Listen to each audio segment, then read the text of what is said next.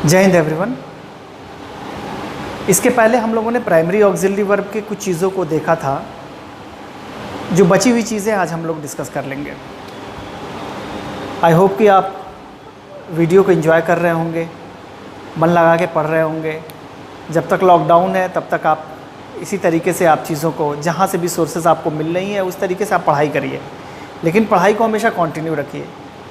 एक बार चीज़ें ब्रेक हो जाएंगी तो फिर उसको फिर से शुरू करना पड़ेगा। तो मेरी सोच यही है कि मैं जब तक लॉकडाउन है तब तक आपके सिलेबस को कवर कर दूं। हाई स्कूल का सिलेबस हम लोग का चल रहा है और हाई स्कूल का ये जो भी हम लोग ग्रामर सेक्शन देख रहे हैं उसको कंपटीशन से जोड़कर हम लोग देख रहे हैं कि कंपटीशन की जो तैयारी करने वाले जो लड़के हैं उनको पहले बेसिक्स की ज़रूरत होती है। और बेसिक्स आपका यही है, आपका हाई स्कूल का ग्रामर और इंटरमीडिएट का ग्रामर।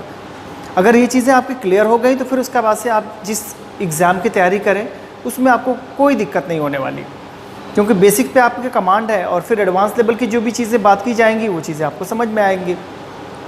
जैसे हम लोग बात कर रहे हैं प्राइमरी ऑक्सिलरी वर्ब को, तो प्राइमरी ऑक्सिलरी वर्ब होता क्या है ये चीज़ें अब आपको पता हो गई। अब जब हम लोग क्वेश्चन को डिस्कस करेंगे और बताएंगे कि यहाँ पे ये वर्ब हेल्पिंग वर्ब की तरह यूज़ हुआ है और यही वर्ब यहाँ पे मेन वर्ब की तरह यूज़ हुआ है, तो वहाँ पे आपको समझने में कोई दिक्कत नहीं होगी, क्योंकि आप जानते हैं प्राइमरी ऑक्सिलरी वर्ब होता क्या है। तो इसमें हम लोगों ने डिस्कस किया था बी वर्ब्स को, डू वर्ब्स को और हैव वर्ब्स को, ठीक है ना। इन तीनों वर्ब्स को हम लोगों ने देखा था। हमने बताया था कि इसका ये जो बेस वर्ब है इसका जो पास्ट फॉर्म है वो है वॉज और वर, और इसी का जो थर्ड फॉर्म है वो है बीन, और आईएनजी फॉर्म को हम लोगों ने देखा था बीइंग। डू का जो पास्ट फॉर्म होता है वो होता है डिड, और इसका जो थर्ड फॉर्म होता है वो होता है डन, और आईएनजी फॉर्म होता है डूइंग, ठीक है। हालांकि प्रेजेंट फॉर्म इसका डज होता है। तो हम लोगों ने डू और डज एक ही पास हम लोगों ने देख लिया था, तो इसमें कोई दिक्कत नहीं है। बी का जो प्रेजेंट फॉर्म है वो यूज़ होता है इज एम आर। उसी तरीके से हैव को हम लोगों ने देखा था। हैव का पास्ट फॉर्म जो होता है वो होता है हैड, आपका थर्ड फॉर्म होता है वो भी होता है हैड, और आईएनजी फॉर्म होता है हैविंग, और फिर इसका जो प्रेजेंट फॉर्म होता है वो होता है हैज़, ठीक है। तो इसमें हम लोगों ने प्रेजेंट फॉर्म को देख लिया था कि इज एम आर को कैसे यूज़ करते हैं मेन वर्ब के रूप में और हेल्पिंग वर्ब के रूप में। फिर हम लोगों ने इस डू वर्ब को देख लिया था। डू और डज को हम कैसे हेल्पिंग वर्ब और मेन वर्ब के रूप में यूज़ करते हैं। हैव को और हैज़ को हम लोग कैसे यूज़ करते हैं। हम लोग इसके पास्ट फॉर्म पे आते हैं। पास्ट फॉर्म ये रहा, ठीक है। वर्ब की सेकंड फॉर्म, वर्ब की थर्ड फॉर्म, वर्ब की आईएनजी फॉर्म, ठीक है। अब इसको देखें कि ये वॉज वर, इसके पहले हम लोगों ने डिस्कस कर लिया, और ये भी मैंने बताया कि ये सब सारी चीज़ें हमने इसके पहले वाले वीडियो में डिस्कस कर लिया है। तो अगर आप चाहते हैं कि बीन को कैसे यूज़ करते हैं, बी को कैसे यूज़ करते हैं, फिर उसके बाद से बीइंग को कैसे यूज़ करते हैं, तो ये सब आपको प्रीवियस वीडियो देखनी पड़ेंगी। एक रिक्वेस्ट और भी करना चाहूँगा, हमारा फेसबुक, अगर आप इस वीडियो को आप हमारे फेसबुक पे देख रहे हैं, फेसबुक पेज को ज़रूर लाइक करिए, और अगर आप इसको आप यूट्यूब पे देख रहे हैं तो यूट्यूब को ज़रूर सब्सक्राइब करिए और दोस्तों में शेयर करिए कि उनको भी फ़ायदा हो, ठीक है। तो चलिए शुरू करते हैं। वॉज और वर के यूसेस को देखते हैं। वॉज और वर, इनको भी हम मेन वर्ब और हेल्पिंग वर्ब दोनों तरीके से यूज़ करते हैं। हेल्पिंग वर्ब, और आपको मैंने बताया था कि जब ये मेन वर्ब के रूप में यूज़ होते हैं तो ये स्टेट को दिखाने के लिए यूज़ किए जाते हैं। तो जाहिर सी बात है जब ये मेन वर्ब के रूप में यूज़ होगा तो ये पास्ट के स्टेट को दिखाएगा, यानी उसकी दशा को दिखाएगा। ये वॉज कहाँ पे यूज़ होता है ये आपको पता है कि आई के साथ वॉज यूज़ होता है, या जितने भी सिंगुलर सब्जेक्ट होते हैं उनके साथ हम यूज़ करते हैं। और वर जो यूज़ होता है ये प्लूरल सब्जेक्ट के साथ यूज़ करते हैं हम, ठीक है। अच्छा, कहीं कहीं पे ये दिक्कत आएगी आपको कि आई पर कहीं पे मैं सिंगुलर कंसीडर कर रहा हूँ, कहीं पे मैं प्लूरल कंसीडर कर रहा हूँ। तो अभी फॉर द टाइम बीइंग के लिए ध्यान रखिएगा कि पास्ट टेंस में ये आई को हम सिंगुलर ही कंसीडर करेंगे। आई के साथ हम वर भी यूज़ करते हैं, लेकिन वो सब्जंक्टिव मूड की बात आएगी। जब हम पास्ट सब्जंक्टिव मूड पढ़ेंगे तो उसमें दिखाएंगे कि आई के साथ हम वर भी कैसे यूज़ करते हैं, ठीक है। तो चूँकि कन्फ्यूज़न होता है, जहाँ पे कन्फ्यूज़न होने वाली चीज़ें होती हैं उसको जनरली हम प्लूरली कंसीडर कर लेते हैं, ठीक है। तो खैर आइए आगे चीज़ों को हम बढ़ाते हैं इसको। अगर मैं कहूँ कि आई वॉज अ टीचर, तो ये मेरे पास्ट के स्टेट को दिखा रहा है, वॉज। फिर मैं एक बार आपसे बताऊंगा, कहूँगा कि ये वॉज को था थी के सेंस में मत यूज़ करिएगा। वॉज का मतलब होता है था, इसका मतलब है। ये इस तरीके से पढ़ाई करने से काम नहीं चलेगा। हैज़ का मतलब है, रखता है, तो ऐसे नहीं। आप जानने की कोशिश करिए कि ये जो वर्ड है वो मेन वर्ब है यहाँ पे कि हेल्पिंग वर्ब है, और मेन वर्ब है तो यहाँ पे इसका काम क्या है, स्टेट को दिखाने का काम कर रहा है। लेकिन अगर मैं इसको ऐसे यूज़ करूँ, आई वॉज स्टडिंग, तो यहाँ पे ये हेल्पिंग वर्ब है, ये मेन वर्ब है, तो ये काम जो हो रहा था वो पास्ट में हो रहा था। आई वॉज स्टडिंग, मैं पढ़ रहा था, ठीक है। तो आई के साथ आपने वॉज का यूज़ किया। जितने भी सिंगुलर सब्जेक्ट होंगे उनके साथ भी वॉज का यूज़ करिएगा। लेकिन अगर मैं यहीं पे यूज़ करूँ, यू वर स्लीपिंग, ठीक है। और अगर मैं ऐसे यूज़ करूँ, यू वर नॉट देयर, मैं वहाँ गया था लेकिन तुम वहाँ थे ही नहीं, यू आर नॉट देयर। तो यहाँ पे ये वर्ब जो मैं यूज़ कर रहा हूँ ये मेन वर्ब के रूप में यूज़ कर रहा हूँ, और यहाँ पे जो वर्ब यूज़ कर रहा हूँ यहाँ पे मैं हेल्पिंग वर्ब के लिए यूज़ कर रहा हूँ। इस मेन वर्ब की हेल्प कर रहा है, इसके टाइम को बता रहा है कि ये पास्ट में ये जो काम था ये कंटिन्यू था, तुम सो रहे थे, ठीक है। तो आई होप कि ये चीज़ें क्लियर हो गई कि वॉज वर्ब जो यूज़ होगा वो मेन वर्ब के रूप में यूज़ होगा, हेल्पिंग वर्ब के रूप में भी यूज़ होगा। कैसे हम पहचानेंगे कि यहाँ पे हेल्पिंग वर्ब है, यहाँ पे मेन वर्ब है? तो मैंने आपको बताया था कि अगर इन वर्ड के बाद से दूसरा कोई वर्ब आता है और दूसरा कोई वर्ब आएगा तो हमेशा आईएनजी फॉर्म में ही आएगा, ठीक। तो आप पहचान जाएंगे कि ये मेन वर्ब है और ये हेल्पिंग वर्ब है, क्योंकि हेल्पिंग वर्ब हमेशा मेन वर्ब के पहले आता है। और अगर मेन वर्ब के बाद कोई दूसरा वर्ब नहीं है, नाउन है, तो आप समझ जाएंगे कि ये मेन वर्ब के रूप में काम कर रहा है, और मेन वर्ब के रूप में काम कर रहा है तो ये स्टेट को दिखा रहा है, और हेल्पिंग वर्ब के रूप में काम कर रहा है तो ये किसी एक्शन के टाइम को दिखा रहा है, ठीक है ना। टाइम को दिखाता है और स्टेट को दिखाता है। खैर, जब ये हम लोग टेंस पढ़ेंगे तो उसमें इन चीज़ों को और क्लियर कर लेंगे। अब आगे हम बात करते हैं, देखते हैं डिड को हम कैसे हेल्पिंग वर्ब और मेन वर्ब दोनों तरीके से यूज़ कर रहे हैं। तो आपको पता है कि ये जो डू या डू के फॉर्म्स जो भी यूज़ करते हैं जब मेन वर्ब के रूप में यूज़ होता है तो ये किसी एक्शन को दिखाने के लिए यूज़ किया जाता है। तो जब हम इसको मेन वर्ब के रूप में यूज़ करेंगे तो हम पास्ट के किसी एक्शन को दिखाने में यूज़ कर पाएंगे। अब तो चलिए देखते हैं इसको कैसे हम यूज़ कर रहे हैं। डिड जब हम यूज़ कर रहे हैं मेन वर्ब के रूप में तो ये किसी पास्ट के एक्शन को हम दिखाने के लिए यूज़ कर रहे हैं, और डिड जब हम हेल्पिंग वर्ब के रूप में यूज़ करेंगे तो ये पास्ट एंड डेफिनिट टेंस के निगेटिव और इंट्रोगेटिव सेंटेंस में हम यूज़ करेंगे। ये चीज़ें हम लोगों ने पहले भी बात कर लिया हुआ है, ठीक है। तो ये जो डिड है ये पास्ट एंड डेफिनिट टेंस के निगेटिव इंट्रोगेटिव सेंटेंस में यूज़ होगा, ठीक है। तो जब निगेटिव सेंटेंस में यूज़ होगा तो डिड नॉट हम यूज़ करेंगे हेल्पिंग वर्ब के रूप में, क्योंकि अफर्मेटिव सेंटेंस में हेल्पिंग वर्ब यूज़ नहीं होता। प्रेजेंट इंडेफिनिट टेंस और पास्ट इंडेफिनिट टेंस, ये दोनों टेंस आपको याद रखना पड़ेगा। ये दोनों टेंस के अफर्मेटिव सेंटेंस में हेल्पिंग वर्ब यूज़ ही नहीं होता, ठीक है। उसमें वर्ब की सेकंड फॉर्म हम यूज़ करते हैं। तो यहाँ पे देख लें,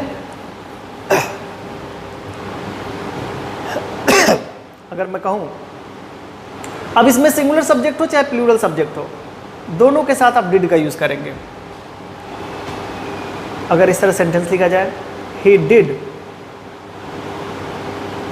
हिज होमवर्क, इसका मतलब ये हुआ कि उसने अपना होमवर्क कर लिया, ठीक है। यहां पे ये मेन वर्ब के रूप में यूज हुआ।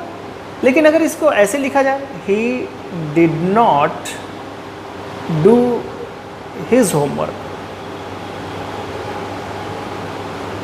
अब यहां पे ये हेल्पिंग वर्ब हो गया और ये आपका मेन वर्ब हो गया, ठीक।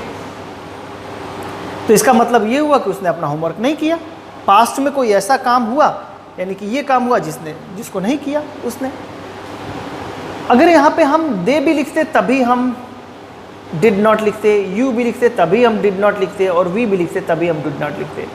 यहाँ पे ही भी लिखते तभी, शी भी लिखते तभी, यू भी लिखते तभी, सबके साथ डिड नॉट ही यूज़ होगा, क्योंकि यही एक हेल्पिंग वर्ब है। तो इसमें सिंगुलर और प्लूरल के साथ कोई ज़्यादा दिक्कत नहीं होती। हम चाहे सिंगुलर हो सब्जेक्ट चाहे प्लूरल हो सब्जेक्ट, दोनों के साथ हम डिड का ही यूज़ करेंगे, ठीक है।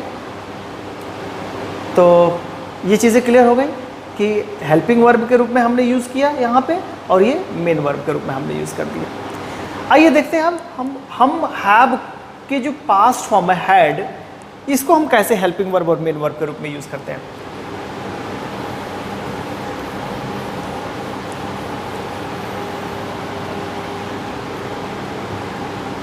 देखिए, ये जो मेन वर्ब के रूप में जब यूज़ करते हैं तो ये पोसेशन को दिखाने के लिए यूज़ किया जाता है, ठीक है। तो हैड को जब हम मेन वर्ब के रूप में यूज़ करेंगे तो जाहिर सी बात है ये भी हम पोसेशन को दिखाने के लिए यूज़ करेंगे, ठीक है। और पोसेशन कब की होगी? वो पास्ट की पोसेशन होगी। प्रेजेंट की पोसेशन के लिए तो हम हैव का यूज़ करेंगे या हैज़ का यूज़ करेंगे, लेकिन पास्ट के पोसेशन के लिए, यानी पास्ट में कोई चीज़ आपके पास थी अब नहीं है, तो उसके लिए आप हैड का यूज़ करिए। और हैड को जब आप हेल्पिंग वर्ब के रूप में यूज़ करेंगे तो ये पास्ट परफेक्ट टेंस में यूज़ करेंगे आप, पास्ट परफेक्ट टेंस, ठीक है। जैसे अगर मैं कहूँ आई हैड अ कार या आई वॉज अ कार, अब जो ऐसे पढ़ेगा था थी थे तो वॉज का भी मतलब था और हैड का भी मतलब था, तब तो दिक्कत हो जाएगी। लेकिन आपको दिखाना है कार पे आपका पोसेशन कि आपके पास एक कार थी, तो आपको हैव के फॉर्म को यूज़ करना पड़ेगा, यानी I had a car. Was तो गलत हो जाएगा यहाँ पे, ठीक है। उसी तरीके से एक दिक्कत और भी आती है जब इसको हम कॉन्टिन्यूअस टेंस में यूज़ करते हैं। जैसे अगर मैं लिखूँ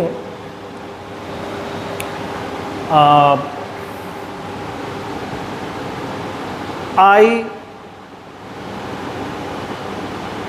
वॉज या I am having a car, ये इस तरीके के स्पॉटिंग एरर के क्वेश्चन पूछे जाते हैं। ये इंप्रूवमेंट ऑफ सेंटेंस में ज़्यादातर क्वेश्चन पूछे जाते हैं। इसको आपको इंप्रूव करना होता है, तो इंप्रूव करके आप या तो यहाँ पे हैव लगा देते हैं या तो आप हैड लगा देते हैं। रीज़न क्या है इसके पीछे? रीज़न ये है कि जब हम हैव का यूज़ पोसेशन को दिखाने के लिए यूज़ करते हैं, या यूँ कहें कि हम जब मेन वर्ब के रूप में यूज़ करेंगे तभी वो पोसेशन को दिखाएगा, तो जब इसको हम पोसेशन को दिखाने के लिए यूज़ करते हैं तो कभी भी हम इनके साथ आईएनजी फॉर्म का यूज़ नहीं करते, या इनको कह सकते हैं हम कॉन्टिन्यूअस टेंस में यूज़ नहीं करते। तो यहाँ पे इस सेंटेंस को देखते हुए लग रहा है कि कार पे पोसेशन को दिखाया जा रहा है, यानी कि अधिकार को दिखाया जा रहा है कि मेरे पास एक कार है या कार थी, ठीक है। तो अगर इस तरीके के सेंटेंस आपको बनाना हो तो कभी भी इसको कॉन्टिन्यूअस टेंस में यूज़ ना करें, सिंपल आप उसको प्रेजेंट फॉर्म में यूज़ करें या पास्ट फॉर्म में यूज़ करें, आई हैव अ कार या आई हैड अ कार, ठीक है। तो ये तो चीज़ें हो गई कि जहाँ से क्वेश्चन आपको पूछे जाते हैं यहाँ पे। अब हम बात करें कि इसको हम हेल्पिंग वर्ब के रूप में कैसे यूज़ करेंगे। तो हेल्पिंग वर्ब के रूप में मैंने बताया पास्ट परफेक्ट टेंस में यूज़ करेंगे। अब जब पास्ट परफेक्ट टेंस की बात आती है तो ये ज़रूरत बन जाती है कि पास्ट परफेक्ट टेंस और सिंपल पास्ट में डिस्कशन के लिए। देखिए, सिंपल पास्ट या पास्ट इंडेफिनिट जिसको आप बोलते हैं और जिसको आप पास्ट परफेक्ट बोलते हैं, तो इसका मतलब सिर्फ ये नहीं कि ये था और ये चुका था से अंतर है, नहीं। ये हिंदी में मैं बार बार कहता हूँ कि आप कोशिश ये करें कि ज़्यादा से ज़्यादा चीज़ों को कॉन्सेप्चुअल यानी कि कॉन्सेप्ट क्लियर करके उन चीज़ों की पढ़ाई करें। तो ये था और चुका था में सिर्फ अंतर नहीं, क्योंकि जब एग्ज़ाम में जब क्वेश्चन पूछा जाएगा ना तो सिर्फ आपसे ये पूछा जाएगा कि आई वेंट देयर सही है या आई हैड गॉन देयर सही है, ठीक है। तो आप अगर आप इसको सही से पढ़े होंगे तो आप इस पर टिक कर देंगे। इसको कहेंगे कि ये सही नहीं है। क्यों सही नहीं है, अब इसके बारे में हम बात कर लें कि जब भी कोई एक एक्शन, ध्यान रखिएगा, हम जब भी पास्ट इंडेफिनिट टेंस की बात करते हैं तो ये हम सिंगल एक्शन की बात करते हैं। कोई भी वर्ब है वो सिंगल होगा। कोई भी एक एक्शन चाहे कितना भी पुराना क्यों ना हो, हज़ारों लाखों वर्ष पुराना क्यों ना हो, कभी भी आपने उसको कंप्लीट किया हो तो उसको सिंपल पास्ट में आप उसको लिखेंगे, ठीक है। जैसे अगर मैं कहूँ कि मैंने अपनी ग्रेजुएशन 2004 में कंप्लीट की थी, अब मैं 2004 में कंप्लीट कर चुका था मैं बोलूं या मैंने किया था बोलूं, जैसे भी बोलूं, सिंगल एक्शन है जो मैंने किया है। वो क्या किया है मैंने, कि मैंने अपनी ग्रेजुएशन 2004 में कंप्लीट करी है, ठीक है। तो मैं ऐसे नहीं लिखूंगा I had completed my graduation in 2004, ऐसे मैं नहीं बोलूँगा। मैं सिंपल इसको पास्ट एंड डेफिनेट टेंस में यूज़ करूँगा। I completed my graduation, completed my graduation in 2004। ठीक। पास्ट परफेक्ट मैं कब यूज करूंगा? जब मुझे दो एक्शन को दिखाना होगा, एक्शन 1 यानी वर्ब 1 और वर्ब 2। ये मुझे दिखाना होगा कि कौन सा एक्शन किसके पहले या किसके बाद में हुआ है, तब मैं वहां पे पास्ट परफेक्ट को यूज करूंगा। यानी जो सबसे पुराना काम है, जो सबसे पहले हुआ है, वो पास्ट परफेक्ट में यूज़ करूँगा, और जो उसके बाद हुआ है वो पास्ट एंड डेफिनेट टेंस में यूज़ करूँगा। इसको समझने के लिए एक बहुत ही अच्छा एग्जाम्पल है जो अक्सर आप ट्रांसलेशन करते हैं। डॉक्टर के आने से पहले मरीज मर चुका था। ठीक है, अब इसको अगर ध्यान से इसको सोचने की कोशिश करें तो यहाँ पे चुका था चुकी थी से मतलब नहीं है। अगर मैं कहूँ द पेशेंट, इसको लिखेंगे, ट्रांसलेट करेंगे तो ऐसे करेंगे, the patient had died before the doctor came। ठीक है, ये मैंने ट्रांसलेशन कर दिया। अब इसको ध्यान से समझने की कोशिश करिए तो इसमें ये देखेंगे कि हैड डाइड, यहीं से टेंस की पहचान होती है। हैड डाइड ये पास्ट परफेक्ट टेंस हुआ, और ये वर्ब की सेकेंड फॉर्म ये हुआ आपका पास्ट एंड डेफिनिट टेंस। तो मैंने बताया कि जो पास्ट परफेक्ट टेंस होता है वो पास्ट का पास्ट होता है, यानी कि वो काम सबसे पहले हुआ होगा। अगर ये दोनों, अगर हिंदी ट्रांसलेशन पर ध्यान दें, अगर मैंने कहा है कि डॉक्टर के आने से पहले मरीज मर चुका था, तो पहले मरीज मरा ना, फिर डॉक्टर आया। तो जो मरीज मरने वाला काम है, ये देखिए मैंने पास्ट परफेक्ट टेंस में कर दिया, द पेशेंट हैड डाइड। ठीक है, और इसके बाद से जो काम हुआ, यानी डॉक्टर के आने का काम हुआ, वो बाद में हुआ। तो इस सेंटेंस से आपको पता चल जाएगा कि ये देखिए पास्ट परफेक्ट है और ये सिंपल पास्ट है। दो एक्शन को मैंने दिखाया, ये एक्शन पहले हुआ, ये एक्शन बाद में हुआ। तो पास्ट परफेक्ट टेंस को तभी आप यूज़ करिए जब दो एक्शन को एक के बाद एक दिखाना हो, यानी एक दिखाना हो कि एक पहले हुआ और एक बाद में हुआ। ठीक है ना। तो यहीं से एक चीज़ निकल के सामने आ जाती है कि आप लोग जब इसको कंपटीशन में पढ़ते हैं तो आप ऐसे लिखते हैं कि बिफोर और आफ्टर। ठीक है ना। तो अगर बिफोर और आफ्टर ये कंजंक्शन के रूप में यूज़ कर रहे हैं और हम ये दिखा रहे हैं कि दो एक्शन हुआ है इसके पहले और इसके बाद में, तो इसके पहले जो हुआ वो पास्ट परफेक्ट टेंस में ट्रांसलेट कर दीजिए, पास्ट परफेक्ट, और इसके बाद वाला सिंपल पास्ट में ट्रांसलेट कर दीजिए। और जब आफ्टर आता है तो सीधे इसका अपोजिट कर देंगे, आफ्टर सिंपल पास्ट इधर ट्रांसलेट कर दीजिए, या पास्ट इंडेफिनिट, और इसके बाद वाला past perfect tense, past perfect tense. ठीक है ना। तो यही रूल आप बना देते हैं। तो रूल आता कहाँ से है? जब आपकी कॉन्सेप्ट क्लियर हो जाती है तो खुद से आप एक रूल बना के तैयार कर देते हैं कि ये ऐसे होता है। ठीक है, लेकिन पहले ही आप ये रट लें तो फिर ये समझ नहीं पाएंगे आप। तो चीज़ों को समझने की कोशिश ज़्यादा करें तो बेहतर होगी। तो हम लोगों ने यहाँ से देख लिया प्राइमरी ऑक्सिलरी वर्ब को हम किस तरीके से यूज़ करते हैं, किस तरीके से हम हेल्पिंग वर्ब का काम ले लेते हैं, और उसी वर्ब को कैसे हम मेन वर्ब का काम ले लेते हैं। तो आई होप कि ये चीज़ें आपको, ये कंटेंट्स आपको पसंद आ रहे होंगे। तो और जैसे मैंने इसके पहले भी अनाउंस कर दिया है कि जल्दी ही हम स्पॉटिंग एरर के क्वेश्चन लेकर आ रहे हैं, 1000 क्वेश्चन। ठीक है, और ये 1000 क्वेश्चन उन लोगों के लिए ज़्यादा ज़रूरी होगा जो इस समय प्रैक्टिस करेंगे, क्योंकि एग्ज़ाम आने वाले हैं। 3 महीने बाद आपका एनडीए का एग्ज़ाम होगा, फिर उसके बाद से उसी के पैरेलल आपके एसएससी सीजीएल मेंस का भी एग्ज़ाम होना है, और जो पहले सीएचएसएल के एग्ज़ाम जो बाकी रह गए हैं उसके भी एग्ज़ाम होने हैं। तो उन सारे एग्ज़ाम्स को ध्यान में रखते हुए स्पॉटिंग एरर के क्वेश्चन हम लोग ला रहे हैं और जल्दी इधर इम्प्लीमेंट कर देंगे। बस कोशिश ये हो रही है कि जल्दी से ब्रॉडबैंड लग जाए, ब्रॉडबैंड ही लगने की वेट की जा रही है। तो जैसे ही ब्रॉडबैंड लग जाता है फिर हम लोग ऑनलाइन सारी चीज़ों को लाएंगे और कोशिश करेंगे कि ज़्यादा से ज़्यादा कंटेंट्स आपको दिए जाएँ कि आपके एग्ज़ाम में कोई दिक्कत ना आए। ठीक है, तो आज के लिए इतना रहने देते हैं। थैंक यू, जय हिंद।